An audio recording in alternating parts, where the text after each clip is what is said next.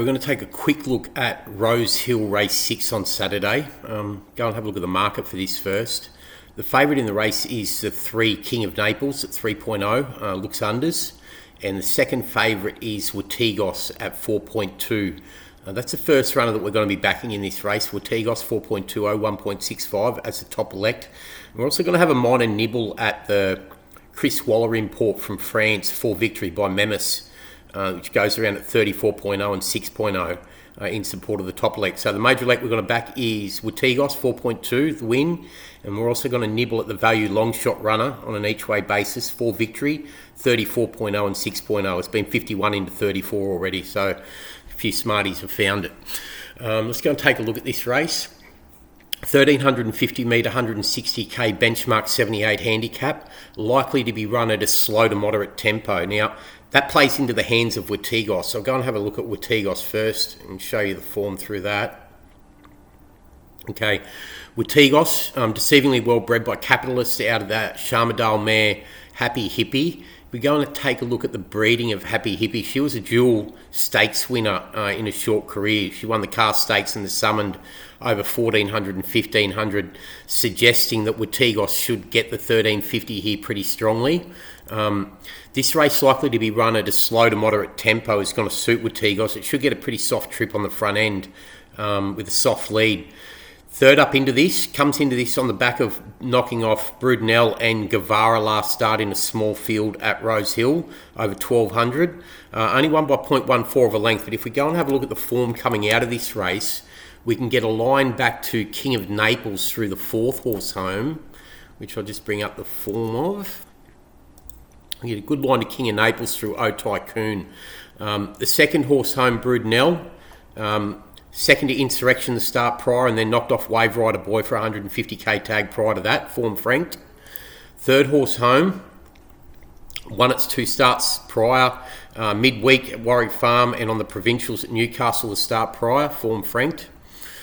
And the 4th horse home, O Tycoon, comes through a 4th to King of Naples to start prior, but Watigos beat at 1.4 lengths, and O Tycoon lumped 52 kg that day. Watigos carried 55.5, so that's carried 3.5 kilos more and another 2 kilos for the margin, 5.5 kilos better off Watigos over O Tycoon, while King of Naples beat at 2.2, carrying the same weight. They both carried 57, so that's 3.5 to 5. That puts Watigos 1.5 kilos in front of King of Naples on that line, and then Watigos is subject to more scope for improvement third up into this.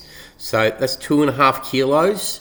And on top of that, Watigos gets 58 kilos here and King of Naples gets 59. So we've got basically Watigos 3.5 kilos better off at the weights through that form line, back to King of Naples, giving Watigos the advantage over King of Naples.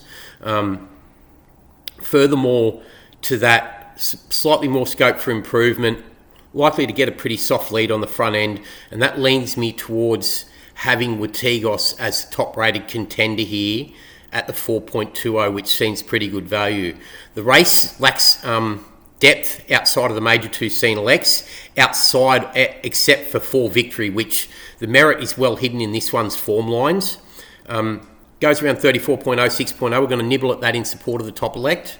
If we just pull up for Victory, deceivingly well-bred lightly race improver by Memis, leading UK son of Invincible Spirit. Acclamation.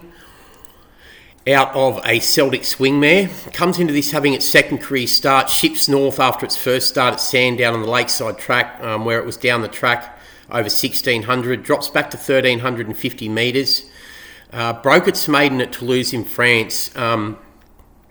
But the third at Leon Paris, the start after that was full of merit. If we go and pull up the form from that run when it ran third to Strako at listed level, the form coming out of this is pretty strong to suggest this one's potentially stakes class on the make.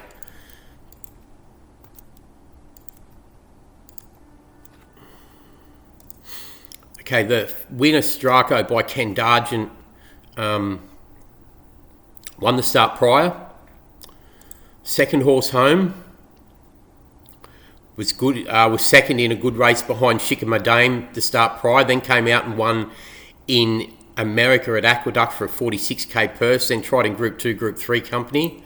The fourth horse home won the start prior at Deauville. Then ran one length third in a 2-year-old Group 3 at Deauville.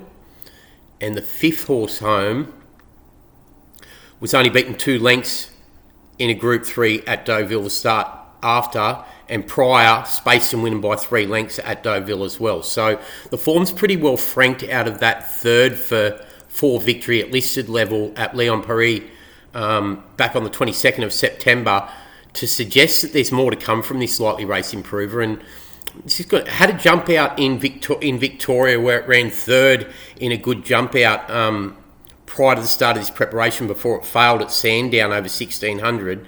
Now if we just pick them up in this jump out,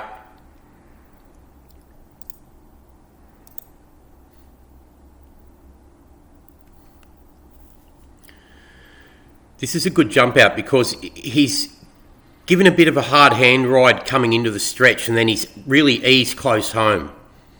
So this is for victory, circling into it in the blue cap. Given a bit of a strong hand ride, hit with the whip once, and now starts to make ground on the other two, but it really eased close home, whether you see the jockey pull him up soft through the line. So the two that beat him that day, they put a big margin to fourth, but the two that beat him that day are both decent types to suggest he has acclimatised in Australia. The Wally Yard is astute, we know that. McAvoy's up 55 kg and goes from 1600 back to 1350 off a 3-week freshen into this after shipping to New South Wales for this start. So just feel that there's a bit more to come from For Victory. In with 55 kg. If it produces that listed form from France, now going the opposite way in Sydney, is a serious blowout chance at the 34.0 and 6.0. So the top elect were Tigos 4.2, 1.65, and also a minor nibble each way at For Victory 34.0, 6.0. That is Rose Hill Race 6 on Saturday. Thanks.